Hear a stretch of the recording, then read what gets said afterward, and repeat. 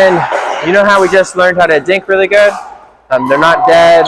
They're pretty easy. That's the same. It's the same way to drop. The technique is very similar. So what we're going to do is, and I'm going to do it first. You hit a dink to me. I hit the dink. I take a big step back after. You stay at the kitchen. You're trying to get your shots to bounce in front of me, and I'm trying to do far away dinks. As I get further and further away, I hit it the same way. I don't start hitting it crazy or different. Same thing. So ready? You're at the kitchen. You're hitting it. Try to get your shots to bounce in front of me. If I have to volley, not a big deal. Here we go.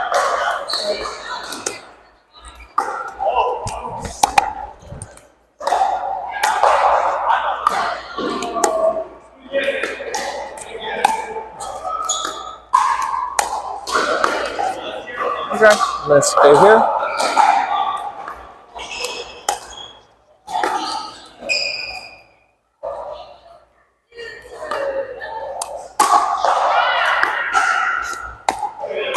Okay, if I mess up, I come start over.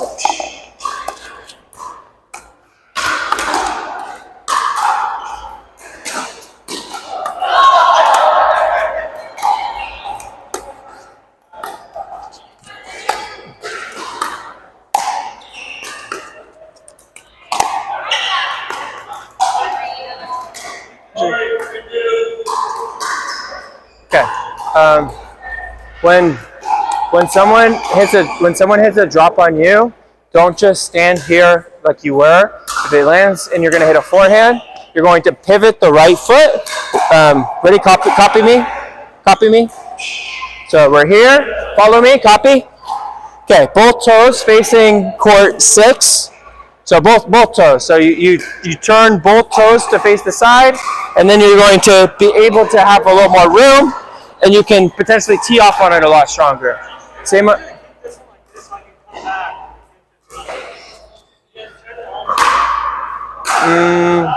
would recommend you. I mean, it's just like you just kind of turn your whole body. So you turn this way, you turn back.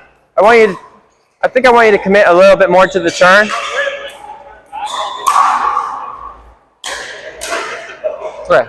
Okay, ready?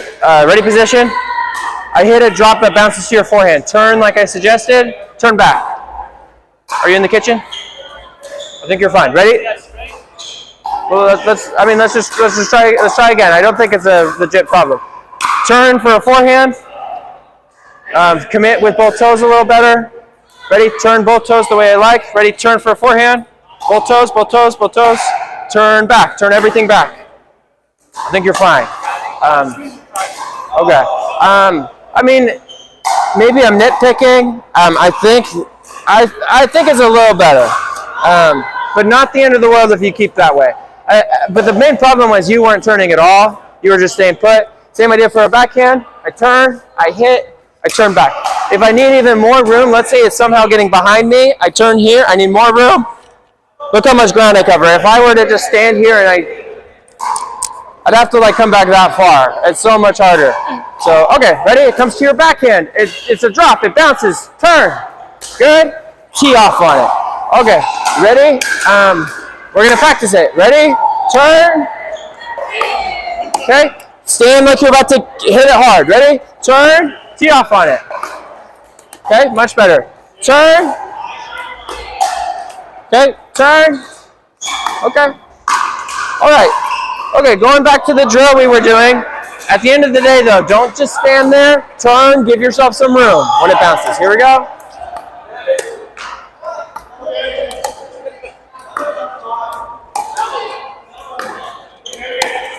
My bad? Okay, so that's the drill we're working on for you getting your drops working. So you're going to be backing up now. One big step after each dink. You just do far away dinks. Here we go.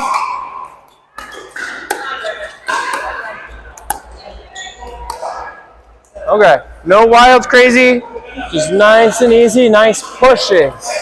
That's what dinks are, push, push. Good, those are nice. Okay, sorry, basket.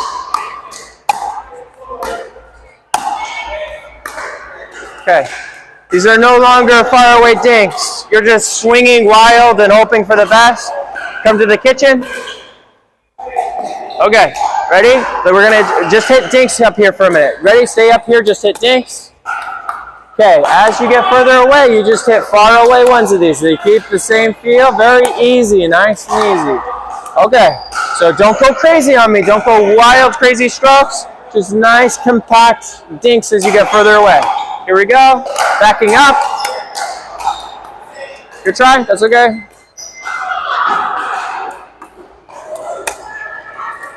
Good. Good, that's so nice, very good. Good.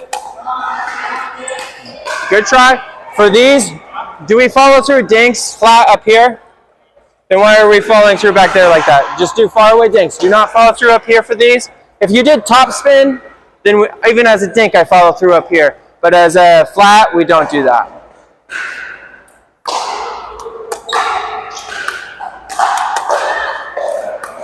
Good.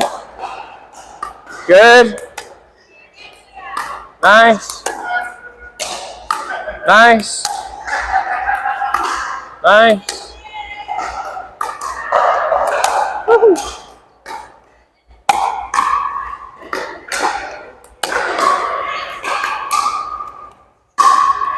Okay, let's just stay back there now. You're doing drop shots.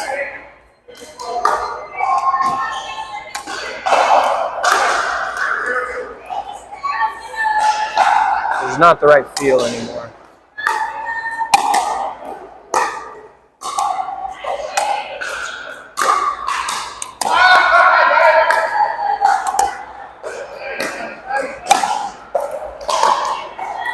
Okay. Okay. That last shot because you're Eastern, because you have an Eastern grip, that backhand dink is very tough with an Eastern grip. I would recommend two-handed backhand. Like even just going like here, having that other hand on to support, I think would really help. And also, when is it hard to hit two-handed backhands? When are two-handed backhands not as good?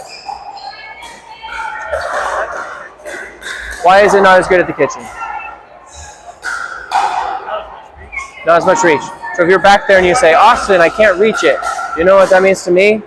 You didn't move good enough. So if it's too far, you're like, Austin, I need to do one, I can't reach it. You should have moved better. You can move better. There's no kitchen in your way. You can move to it. So let's try, we got to pick up the balls, but I want you to try back there doing two-handed drop. Just nice, like, you see how we're here? If I just even add this hand here and I go like that, I think it'll help. It's better when I'm controlling, but like when I in the real game with every turn face, I find it harder to control it. It's softer when I do Yeah. Then maybe you need to switch your grip from Eastern to Continental. If anything, when you're back there, you have time. All it is like you just do this little twist in your hand. You could even, if you're here, you could even twist with your other hand. You just go. Like you just turn. If you're Eastern and you want to go Continental, you just turn the left hand here. If you want to go back to Eastern, turn back. So, like, I'm just saying, I think this is very tough. It's hard to do that, like a good drop from back there like this. I would switch to Continental, or your other option is to do the two-handed backhand. I don't really mind what you do. Just long term, I think it's going to be hard to shoot up with that grip, with that shot. However it works, I think eventually learning to have it sooner. If it's a better thing, it's a better habit. I should learn it sooner. Well, I would either do Continental with that shot, or backhand grip. That makes sense too. Or I would do two-handed. Yeah. And maybe you're like trying to get there. Oh, I can't switch. I got to do two. Oh, I'm going there. I have time. I switch. I can do one. Like maybe that's the thought process as well. Okay. All right. Let's pick up balls. So one of the main drills I want you to practice is the one where you start at the kitchen. Make sure your dinks are working the way that we've got them to work. You're then taking a big step back. Because when you just try to do drops right now at the baseline, it gets really muddy. Like you kind of just start reacting and doing whatever. When I want you to master where it's just a far away dink. You keep that same feel. Yeah, so part of that is don't panic. You just push forward a little bit more. It's like, finishing that thought. So if I'm tossing the ball, I toss like this. I want to go in the kitchen. If I come back here, I do the same, but I just toss it a little further. If I get back here and I start tossing like that, that's messed up. Like, I can though. Maybe I have to lean forward a little bit more. Like if I'm up here, I can just go. If I'm back here too, we're standing like this, right? I can stand like this. I like to do it for drives or drops. I think it does give a little bit more. But even back here,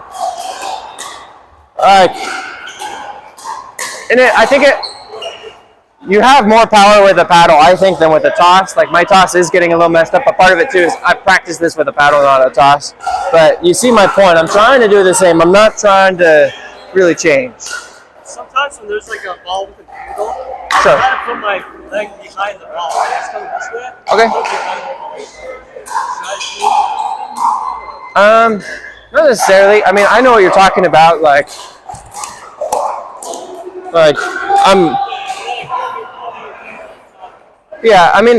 So a lot of times I'll have my hips pointed where I want the ball to go. If I wanted to go this way, I would kind of be more, see how that's really easy? If I wanted to go this way. So even though I have this close stance, but where do I want that close stance to go? Do I want to go here? Do I want to go here? Do I want to go to the fence? So I think what you're doing is actually probably a good thing. Like when I want to go here, I'm more here or here. I'm not gonna be like this or like this. That's impossible to go that way. Sometimes I try to get the ball to that corner and do that and miss it. I see what you're saying. Well, I can hit it with what you just showed me, and part of it too is you're showing you're going cross court, but then you go down the line. So, sorry, just you brought that up. So I'm here. I'm showing I'm going to go cross court. I could go cross court, but I also could go down the line. In theory, if I wanted to hit the best down the line shot of my life, I wouldn't do it this way. I would turn, and I would really tee off on it. So sometimes telling a lie I'm not going to hit it as good, but they're not as ready. Yeah, and I'm sorry. We wanted to cover more, like we wanted to do the serve, etc. But we did good. The dinks looked awesome. The forehand counter looks so much better. Remember that. And then you have the makings for the drops. You do good when you first start going back. I think you just need reps at the practice of going back, and you'll have the right feel. All right. Good job. Yeah. That's a lot better than I thought. Good. I've tried other coaches before, right? I thought it would all be the same thing, right? But I've done my whole try here. It's a lot more valid than I think. Okay, good. All the habits I picked up were from my coaches. Think with your knees. That's why I think it was more a stopgap measure. Dink with your knees? Lift with your knees. I've never heard that before. To get it over the net, You're going to have bad knees. I'm sorry. Not to throw shade. Who told you that one? I've never heard that before. Oh, okay. Yeah, okay. I know one of my good friends is taking lessons with her, and she says it's good. But yeah, every once in a while, there's a thing I hear like, I don't agree with that one. It's a mix. Let's Sure. see what's right. A lot of things. That's why I see the questions. I don't know what's the right way. What's better. Sure. And honestly, if I gave you 10 things and 9 out of the 10 were really good, 1 was bad, that's pretty good, right? Yeah. So, I think that's possible even from my coaching. Yeah, but there's definitely differences. So, I thought it would all be the same at my level, right? I thought it would only be mattered once I got higher. But even at my level, there's difference. Yeah. All right. Well, thank you. Good job. Appreciate it.